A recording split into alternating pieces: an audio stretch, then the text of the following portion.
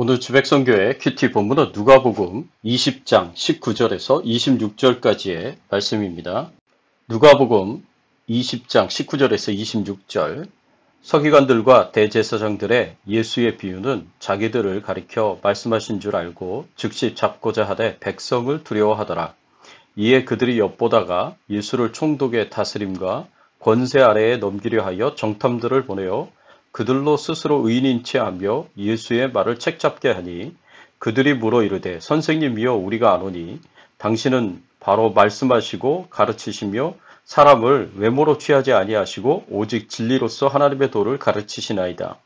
우리가 가이사에게 세를 바치는 것이 옳으니이까 옳지 않으니이까 하니, 예수께서 그 관계를 아시고 이르시되 데나리온 하나를 내게 보이라. 누구의 형상과 글이 거기에 있느냐? 대답하되 가이사의 것이니이다. 이르시되 그런즉 가이사의 것은 가이사에게, 하나님의 것은 하나님께 바치라 하시니, 그들이 백성 앞에서 그의 말을 능히 책잡지 못하고 그의 대답을 놀랍게 여겨 침묵하니라. 오늘 본문의 배경이 되는 이 그림은 예수님께서 가이사의 것은 가이사에게, 하나님의 것은 하나님께 바치라는 유명한 말씀을 주시는 장면입니다. 오늘 본문에서 우리가 생각해 봐야 할 주제는 우리 믿는 자들은 어디에 우선순위를 두고 살아야 하는가입니다. 우리 믿는 자들이 이 세상에서 살아갈 때에 어디에 우선순위를 두고 살아가야 하겠습니까? 19장에서 예수님은 백성들의 열렬한 환호를 받으면서 예루살렘에 입성하게 됩니다. 그 이후에 성전 청결 사건을 주도하시면서 유대교 지도자들에게 심각한 도전을 하십니다. 또 그 이후로 이 유대교 지도자들, 산헤드린 공회원들이 예수님을 찾아와 예수님을 함정에 빠뜨리기 위해서 계속해서 노력하고 있습니다. 우리 믿는 자들은 어디에 우선순위를 두고 살아야 하겠습니까? 우리 믿는 자들은 하나님께 우선순위를 두고 살아야 합니다.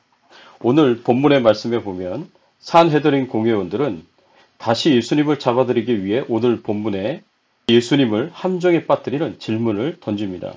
이들은 이미 예수님을 잡는데 실패했기 때문에 이제는 무턱대고 예수님을 공격하지 않습니다. 오늘 본문의 말씀에 보면 이제는 예수님을 함정에 넣어 죄를 짓게 만들고 잡으려고 철저한 준비를 하는 것을 볼 수 있습니다.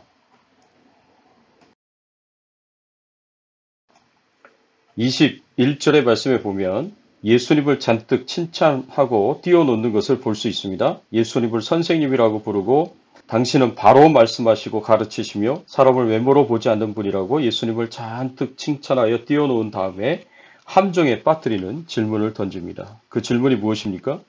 22절의 말씀에 보면 우리가 가이사에게 세를 바치는 것이 옳으니까 옳지 않으니까. 이 질문은 상당히 정치적인 질문이었고 그 당시에 큰 이슈가 되었던 까다로운 질문이었습니다.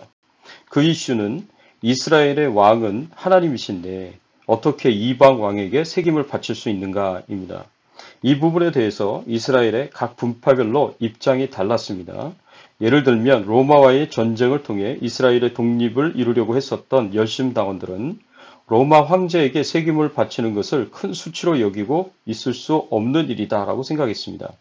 이런 열심당원인 만큼 아니더라도 로마 황제에게 세금을 바치는 것을 신앙적으로 큰 꺼림을 가졌던 사람들이 있었는데 바로 바리새인들과 이방인들이었습니다.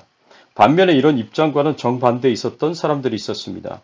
헤롯 당원들은 헤롯 왕가를 지지하는 사람들로서 로마 제국에 협력했었던 사람들인데 이들은 로마 황제에게 책임을 바칠 것을 적극 주장했었던 사람들이었습니다.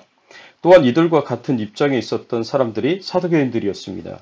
사두개인들은 정치적으로 집권계층이었던 헤롯 당원들과 같은 입장을 가짐으로 정치적인 권력을 가지고 누렸던 무리들이었습니다.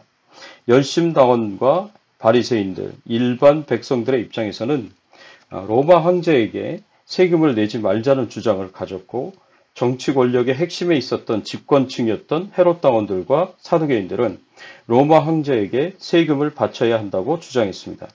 이 두 부류의 사람들이 서로 의견을 굽히지 않고 팽팽하게 신학적으로 논쟁을 하며 싸웠던 문제를 가지고 예수님께로 온 것입니다. 예수님의 입장에서는 세금을 내야 한다고 주장하셔도 문제가 되고 세금을 내지 말아야 한다고 하셔도 문제가 됩니다.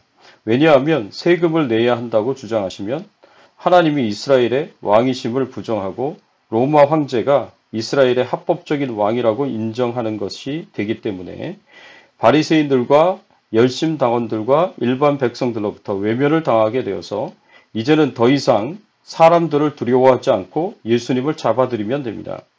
반대로 세금을 내지 말아야 한다고 하면 헤롯당원과 사두개인들, 로마 총독과 헤롯왕으로부터 정치범으로 몰려 잡히게 됩니다.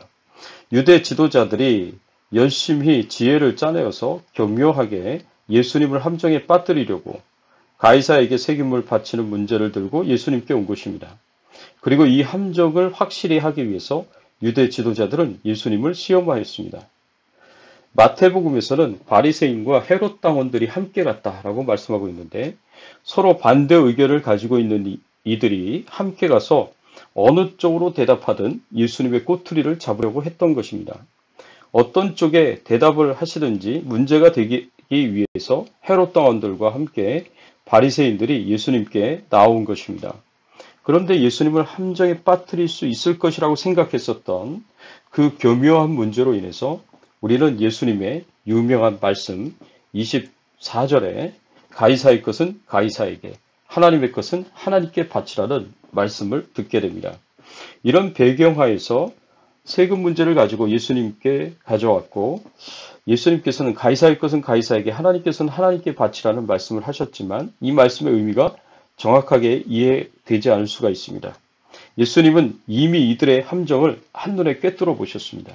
그래서 23절에 예수께서 그 간계를 아시고 라고 말씀하시며 그들의 문제에 답을 주신 것입니다. 데나리온을 하나를 가져오라고 말씀하시는데 여기서 데나리온은 세금을 내는 동절을 가리킵니다. 예수님 당시 세금을 내는 동절은 로마 황제가 발행한 은하였습니다. 이 데나리온에는 월계가를 쓰고 있는 로마 황제 티베리우스의 얼굴이 그려져 있고 존엄한 신의 존엄한 아들 티베리우스 가이사라는 글이 쓰여져 있었다고 합니다. 이처럼 황제의 얼굴이 그려져 있었던 한 데나리온의 은하는 노동자 하루의 품삯이었고 로마 군인의 하루 품삯이었다고 합니다. 유대인들은 이렇게 로마 황제의 얼굴이 그려져 있는 이 화폐는 우상 숭배적이라고 생각해서 이 화폐를 꺼려하고 혐오스럽게 생각했습니다. 그래서 성전에서 화폐를 바꾸는 자들이 있었던 것입니다. 로마의 신상이나 황제의 얼굴이 그려져 있는 동절을 하나님께 드리는 것이 합당하지 않다고 생각하고 아무것도 그려지지 않은 불호의 세겔 동전을 성전 화폐로 사용하도록 하였던 것입니다. 예수님께서는 헤롯 당원들을 포함한 바리새인들에게 대답을 하십니다. 가이사의 것은 가이사에게, 하나님의 것은 하나님께 바치라 말씀하십니다.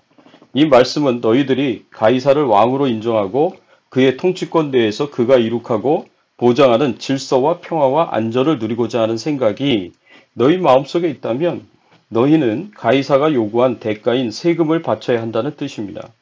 예수님께서 세금을 바치라고 말씀하신 것입니다.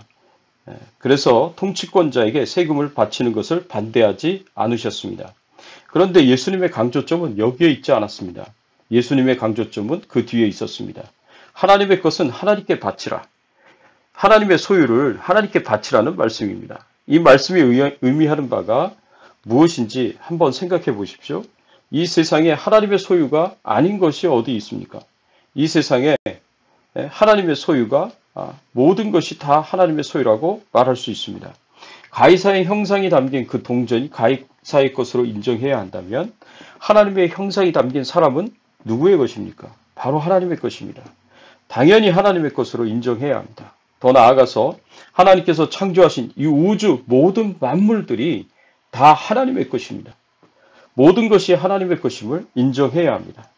가이사의 것은 가이사에게, 하나님의 것은 하나님에게 라는 말씀을 통해서 헤롯 당원들도 바리새인들도 그 어떤 말도 할 수 없게 되었습니다.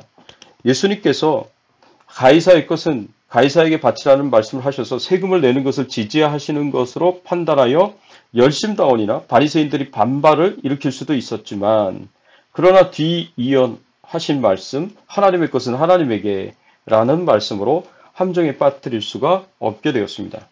또한 헤롯 당원들이나 사두개인들은 예수님의 말씀을 통해서 세금을 바치라는 말씀을 들으므로 함정에 빠뜨릴 수 없게 되었지만 그 뒤에 나온 그들이 망각하고 있는 하나님께 대한 의무를 새롭게 듣게 될 것입니다. 비록 열심당원과 바리새인들, 일반 백성들과 헤롯 당원들과 사두개인들이 세금을 내느냐 마느냐에 대하여 의견이 서로 다를 수는 있지만 한 가지만은 동일합니다. 그들이 모두 하나님의 소유라는 것과 하나님의 소유이기에 하나님께 드려져야 한다는 것입니다.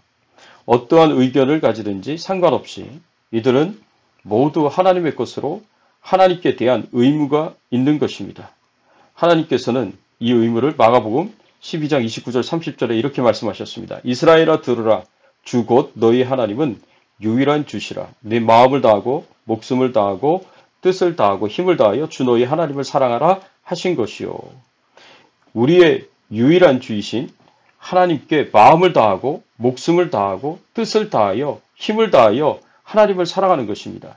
이것이 하나님의 소유인 사람들이 해야 할 의무입니다. 사랑하는 성도 여러분, 우리의 삶은 어떠합니까? 우리는 하나님의 것으로 하나님께 대하여 온전히 그 의무를 다하고 있습니까? 세상에서 미국 시민으로 한국 시민으로 자부심을 가지고 세금의 의무를 포함하여 모든 의무를 다하듯이 하나님께 대한 의무를 다하고 있습니까? 마음을 다하여 목숨을 다하여 뜻을 다하여 힘을 다하여 하나님을 사랑하고 있습니까? 주님이 기뻐하신 일이라면, 주님이 원하시는 일이라면 기꺼이 순종하며 따르고 있습니까? 내가 가진 모든 것의 주인은 하나님이십니다. 심지어는 내가 가진 이 생명도 주님의 것입니다. 내게 있어서 주님의 것이 아닌 것이 어디 있겠습니까? 우리는 주님이 나를 통하여 하나님 아버지의 뜻을 이루고 하나님 아버지의 계획을 이루시도록 내 자신을 주님께 드려야 됩니다. 이것이 마음을 다하고 목숨을 다하고 뜻을 다하고 힘을 다하여 하나님을 사랑하는 삶입니다. 사랑하는 성도 여러분, 주님이 오실 때가 얼마 남지 않았습니다. 주님을 위하여 살아갈 수 있는 우리 주님을 가장 우선순위를 두고 살아갈 수 있는 저와 여러분들이 되시기를 예수 그리스도의 이름으로 축원합니다.